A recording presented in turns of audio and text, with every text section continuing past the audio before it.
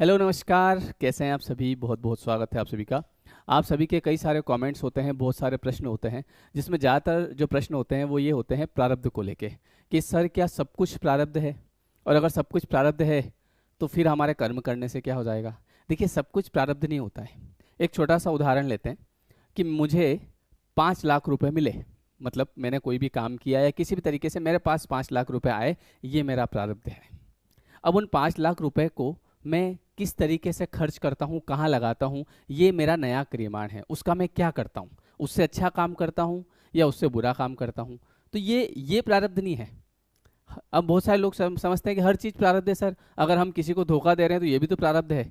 देखिए, मुझे पता है कि ये काम करना गलत है, लेकिन फिर भी मैं अपने स्वार्थ के लिए, अपनी खुशी के लिए, भोग के लिए उस चीज़ को कर लेता हूँ। और मुझे पता है कि ये चीज़ करना गलत है, लेकिन फिर भी मैं सोचता हूँ कि कोई बात नहीं, जब होगा देखा जाएगा। क्योंकि किसी चीज़ को करने की बहुत ज़्यादा इच्छा हो रही है, और उसके लिए मुझे पता है कि जो चीज़ मैं इसके साथ करूँगा उससे इसका भविष्य भी बर्बाद हो सकता है, लेकिन फिर भी मैं कर रहा हूँ कि ठीक है, मज़ा आ रहा है, और मुझे पता भी है कि ये गलत है। तो ये प्रारब्ध नहीं है, ये तो आपका कर्म बनेगा नया। और ये जो कर्म बनेगा तो प्रारब्ध वो होगा जो इसका फल आपके सामने आएगा बाद में। जब आपको पता है कि कोई काम अच्छा है, अच्छे कर्म करना चाहिए, है ना, तो वो आपके हाथ में है अच्छे कर्म करना। लेकिन जो फल आता है, अब मान लो पास्ट में आपने कोई कर्म किए हों, अब कोई फल आपका उसके सामने आया, फिर वो चाहे अच्छा है या बुरा है, तो वो प्रारब्ध है। अचानक से कहीं से आपकी लॉटरी लग गई, या कहीं से पैसा मिल गया, या कोई बिजनेस बहुत अच्छा चल गया, तो ये आपका प्रारब्ध है। कहीं नुकसान हो गया, ये आपका प्रारब्ध है पुराने कर्मों का। तो हर चीज़ प्रारब्ध नहीं है। जो भी आप कर रहे हैं तो वो कई बार हम अपनी बुद्धि से करते हैं, हमको पता है कि क्या सही है क्या गलत है, तो ये हमारे नए कर्म बनते हैं।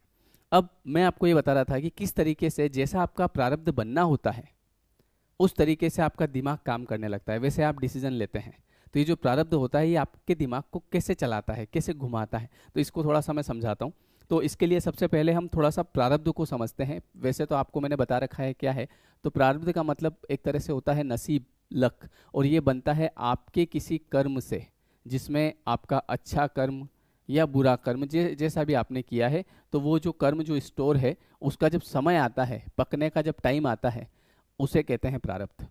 अब एक उदाहरण लेते हैं कि मान लीजिए कि आपके पास आज 2024 चल रहा है, 2026 में आपके पास 5 लाख रुपए आने वाले हैं। समझना इस बात को, आपने ऐसा कर्म किया है जिसका फल पकने वाला है 2026 में। अब आपके पास 2026 में 5 लाख रुपए आने वाले हैं। आज चल रहा है 2024 का दिसंबर। तो इसी समय कोई व्यक्ति आपको ऐसा मिल जाएगा, कहीं आपके दिमाग में कोई आइडिया आ जाएगा, है ना। जैसे मैंने एक वीडियो बनाया था, आप किसी से मिलते नहीं हैं, मिलाए जाते हैं, तो वो एक प्लानिंग होती है। आपको यहाँ पे 5 लाख मिलने हैं। अब कहीं ना कहीं आप किसी एग्जाम की तैयारी कर रहे होंगे, उसमें आपकी जॉब लग जाएगी, है ना। कोई व्यक्ति आपसे मिलेगा, किसी बिजनेस के बारे में बताएगा, ठीक है, और आप उस काम को करेंगे, और 2025 में आप उस काम के लिए तैयारी करेंगे, और कहीं ना कहीं 2026 में जाके आपको ये पैसा मिल जाएगा। तो ये जो प्रारब्ध बनता है, ये आपकी जैसा प्रारब्ध बनना होता है वैसी इंसान की बुद्धि हो जाती है। कोई व्यक्ति आपके सामने आया, उसने आपको कहा, आपने बात मान ली, काम शुरू कर दिया, और आपके पास पैसा आ गया। कई बार आपने देखा होगा कि यार इस व्यक्ति की वजह से आज मैं यहाँ पे हूँ। तो उसमें वो व्यक्ति तो निमित्त बना है, कर्म आपका था। कई बार मुझे लोग कमेंट करते हैं, सर आपकी वजह से मेरा जीवन बदल गया, आपकी वजह से मैं अच्छा सोचने लग गया, आपकी वजह से मेरा डिप्रेशन चला गया। तो देखो, डिप्रेशन मेरी वजह से नहीं गया है, मैं तो बीच में निमित्त हूँ, ठीक है। मुझसे आपको मिलाया गया है, किसकी वजह से? आपके अच्छे कर्म की वजह से। एक एग्जाम्पल की, मेरे पास ऐसे ऐसे लोग आते हैं कि सर मैं पिछले 10 सालों से डिप्रेशन की टेबलेट्स ले रहा हूँ, डिप्रेशन में हूँ, 10 साल हो गए। फिर अचानक से आपका वीडियो आया मेरे सामने। कई लोग बताते हैं मेरे को कि आपके अचानक से एक वीडियो आया, और ये वीडियो आया मेरे पास मान लो कि जुलाई 2024 में।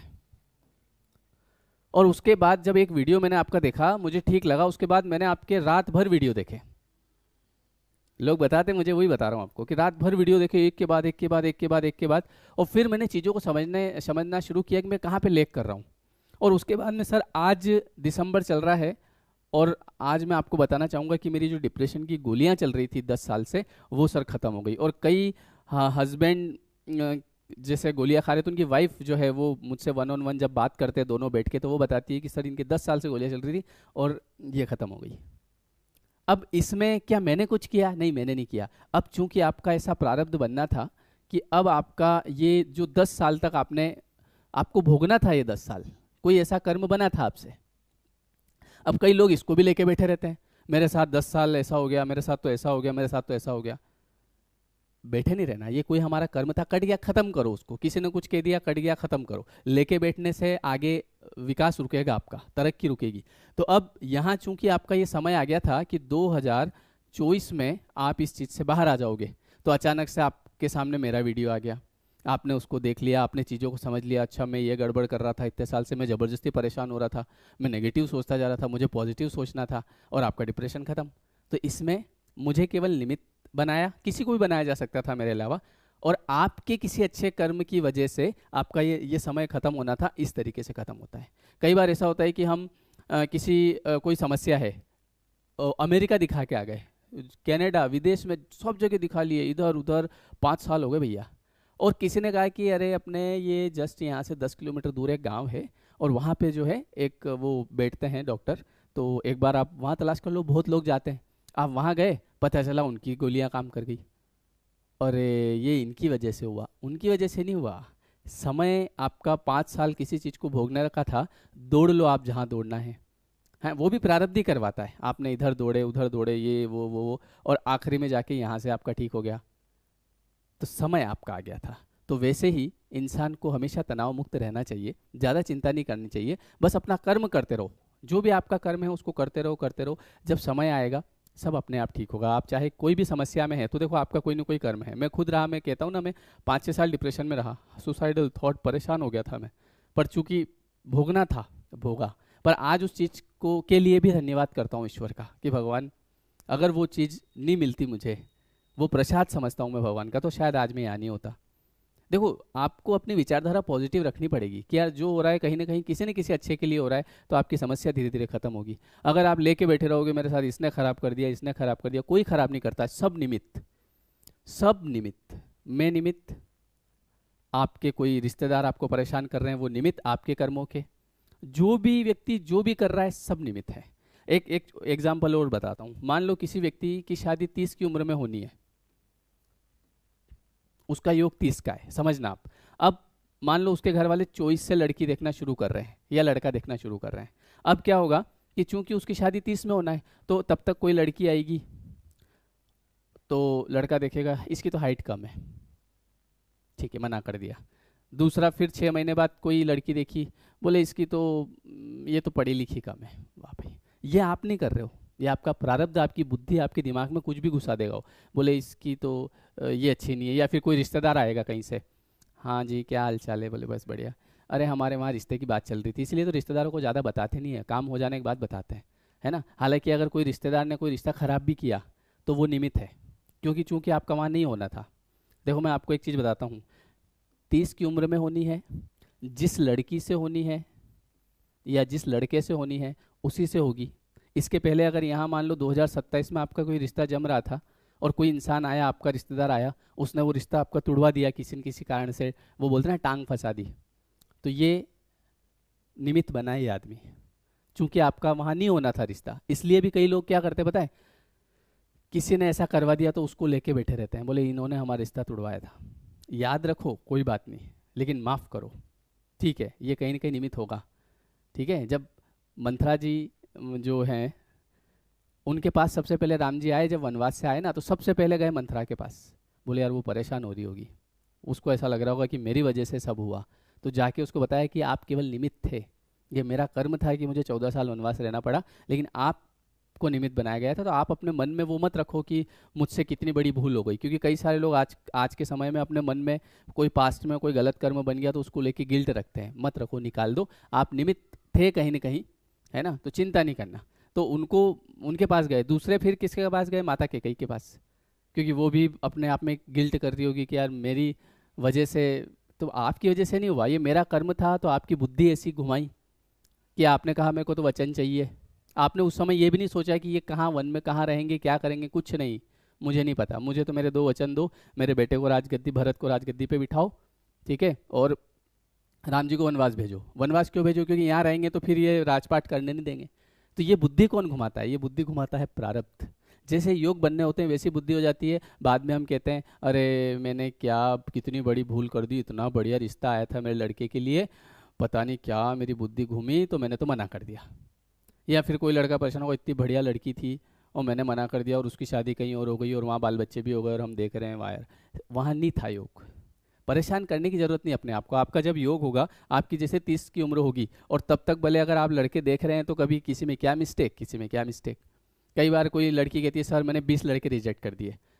आपने नहीं किए, वो आपसे करवाए गए हैं, तो परेशान नहीं होना, ठीक है। कई बार घर वाले परेशान करते हैं, ये तेरी वजह से हुआ सब, हैं बढ़िया, इतने बढ़िया बढ़िया रिश्ते आए थे, सब मना कर दिए। तो ये सब अब घर वाले भी साथ छोड़ देते हैं, वह तू तेरे देखा कर, साथ मत छोड़ो। वो उसका भाग्य नहीं था वहाँ पे, इसलिए, है ना। तो इस तरीके से जैसे 30 की उम्र होगी अपने आप योग बन जाएंगे, पता नहीं कहाँ से आपको भी समझ नहीं पड़ेगा और चट मंगनी ने पट ब्याह ने वाह ये हो गई शादी ने, सब सेट। ये होता है प्रारब्ध, समझ गए।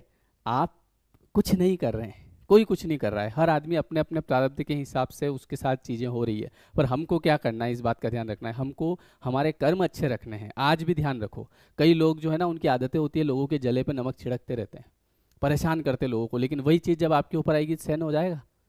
देखो जो सत्य बात है वो बता रहा हूँ। आज मैं किसी का मन नहीं दुखा था कभी, क्यों? क्योंकि मुझे पता है कि यार कोई मेरा मन दुखा है मेरे को अच्छा नहीं लगता है, तो मेरे को अच्छा नहीं लगता है तो ये चीज़ जब मेरे पास लौट के आएगी तो मुझसे सहन नहीं होगी, तो मेरे को नहीं दुखाना। बढ़िया प्रेम से बात करो, किसी से करनी हो, नहीं तो अपने घर बैठे क्या ज़रूरत है किसी। कई बार लोगों की आदतें होती है, किसी के साथ कुछ बुरा होता है तो बड़ा इंटरेस्ट लेते हैं उसमें, मन में खुश भी होते हैं, पर वही चीज़ अगर अपने साथ हो तो वो ध्यान रखना चाहिए, है ना। तो प्रारब्ध जैसा होगा वो वैसे अपने आप योग बनेंगे, आपको भी समझ नहीं पड़ेगा यार कैसे हुआ क्या हुआ। मैं आपको बताता हूँ कि मेरी जब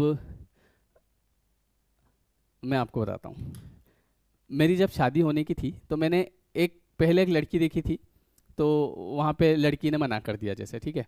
फिर दूसरी बार जब एक और जगह मेरी जैसे बात चली, तो जब मैं लड़की देखने जा रहा था तो पता नहीं क्या मेरी मम्मी आंगन में बैठी थी, ऐसे हमारे गांव में रहते थे हम, तो आंगन में बैठी थी, तो उसने मतलब ये कहा, क्योंकि उसको पता है कि जैसे आजकल के जो लड़के हैं वो सुंदर होना चाहिए, ये होनी चाहिए, पढ़ी लिखी होनी चाहिए, तो उस हिसाब से उसने कहा कि देख बेटा आई हुई लक्ष्मी को मना नहीं करना चाहिए। मतलब मैं लड़की देखने जा रहा था तो मैंने कहा मैं जा रहा हूँ देखने।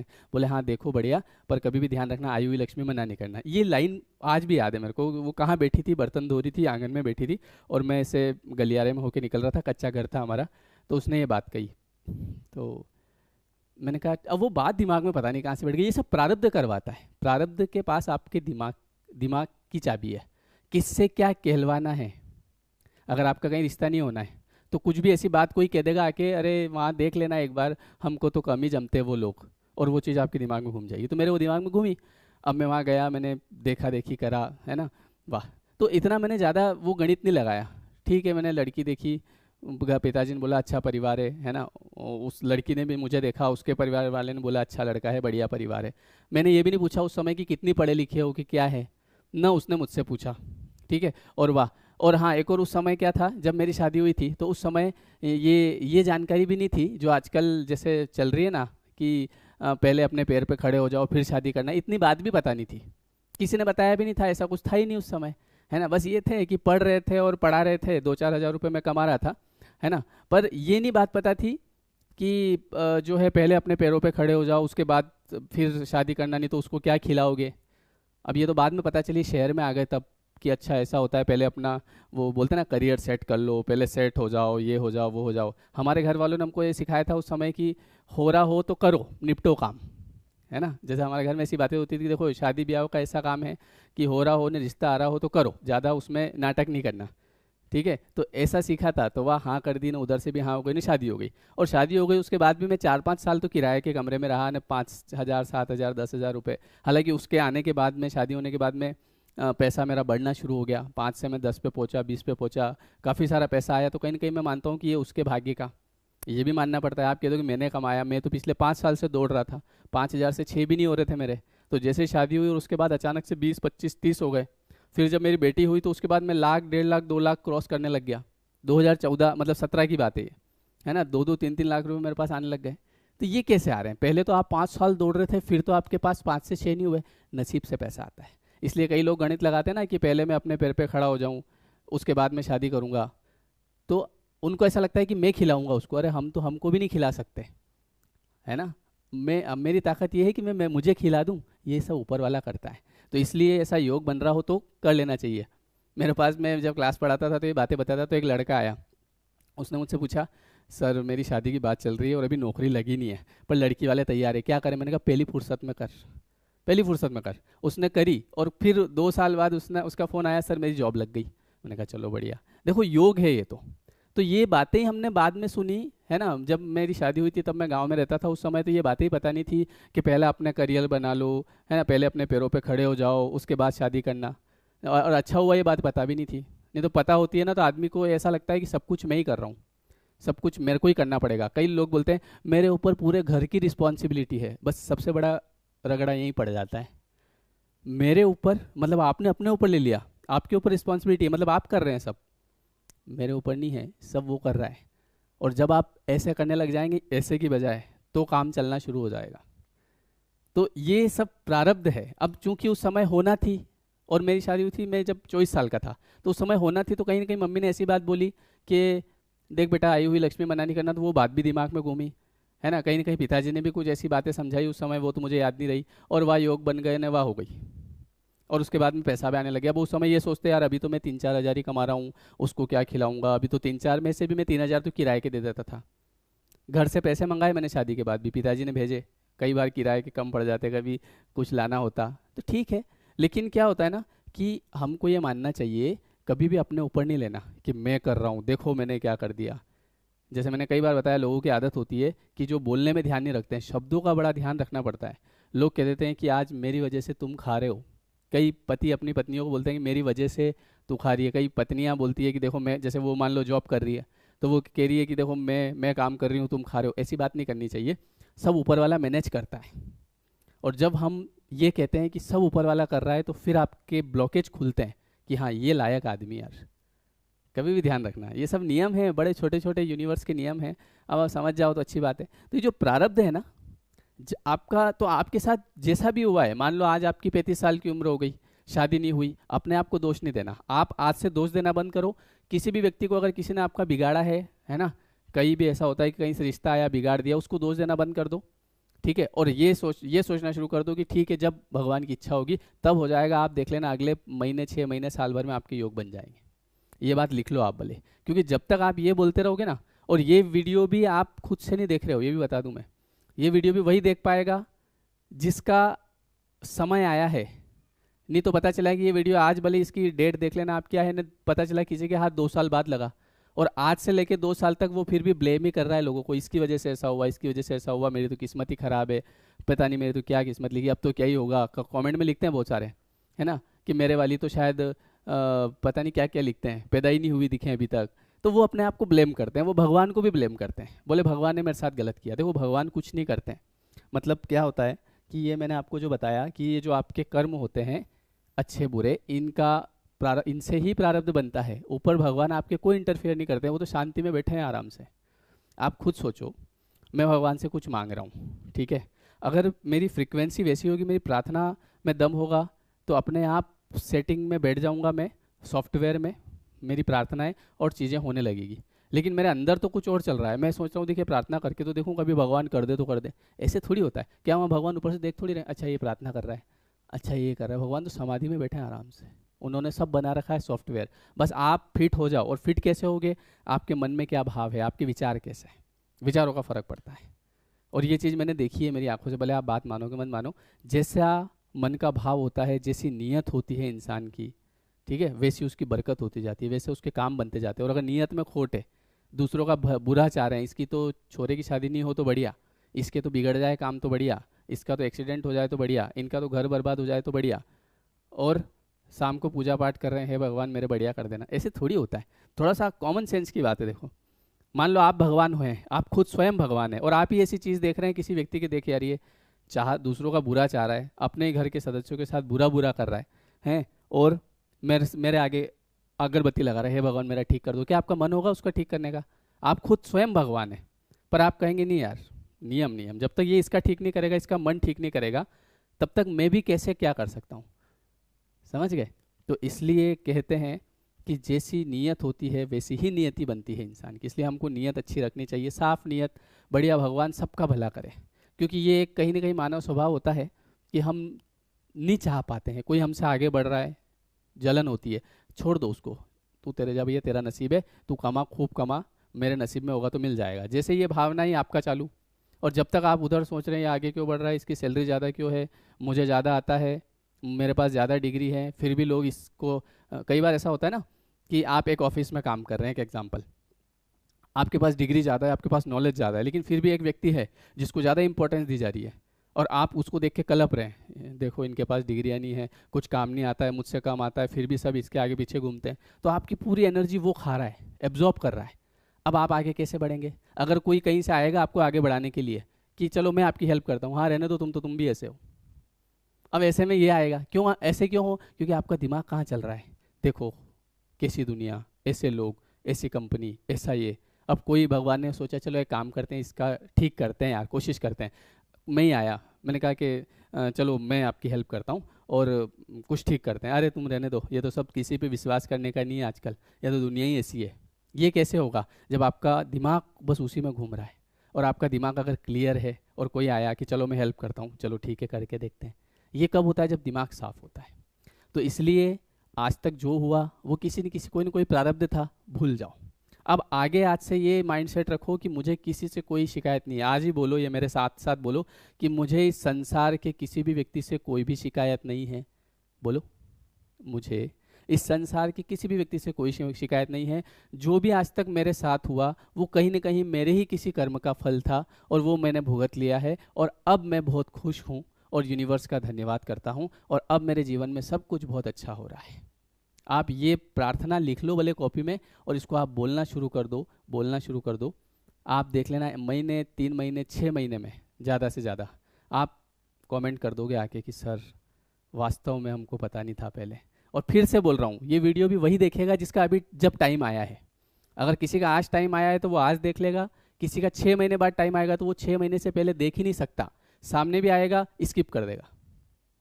यही तो है, ऐसे थोड़ी क्या मैं कभी भी किसी को, जैसे आज मान लो मैं कोर्स चलाता हूँ, ठीक है, अभी कोर्स भी स्टार्ट होने वाला है मेरा 25 दिसंबर को, अभी याद आ गया तो बता दूं, मैं कोर्स चलाने वाला हूँ। तो उसके लिए मैं ज़्यादा, जैसे होता है ना वो खूब सारे एडवर्टीजमेंट करना इधर उधर, तो कुछ नहीं करता हूँ। मुझे पता है जिसको उस कोर्स में आना होगा वो आएगा और अपने समय पे आएगा। मैं ज़बरदस्ती हाथ पकड़ के किसी को नहीं ला सकता, समझ गए आप? हाँ, अभी 25 दिसंबर से शुरू होने वाला है, देख लेना आपके हिसाब से, डिस्क्रिप्शन में लिंक भी है उसकी, है ना। उसमें क्या करते हैं सर, उसमें हम माइंड को रिप्रोग्राम करते हैं, अच्छी बातें सिखाते हैं, और हमेशा साथ में रह के ये बताते हैं कि हमको अच्छा सोचना है, सब अच्छा होगा, और कई सारे लोगों को रिजल्ट मिलता है। ठीक है, आप देख लेना, नीचे नंबर भी है, व्हाट्सअप करना जिसको भी ज्वाइन करना है। पर मैं उसके लिए परेशान नहीं होता हूँ, क्योंकि मैं एक चीज़ बहुत अच्छे से जान गया हूँ कि हर चीज़ अपने समय पे होगी। जब जिसका जो टाइम आएगा तब उसको वो चीज़ मिलेगी, उसके पहले उसको नहीं मिल सकती, भले वो कितना ही परेशान हो जाए। तो इसलिए आज से आप ये जो प्रार्थना मैंने कही है ना, इसको आप करना, रोज करना, कितने ही बिगड़े हुए काम होंगे बनने लग जाएंगे। और भगवान का धन्यवाद करना, भगवान को ये मत करना कि अरे कुछ नहीं, मेरे तो आज तक कुछ ठीक नहीं हुआ, अब क्या होगा। हमारे ही कर्म की वजह से होता है, ठीक है।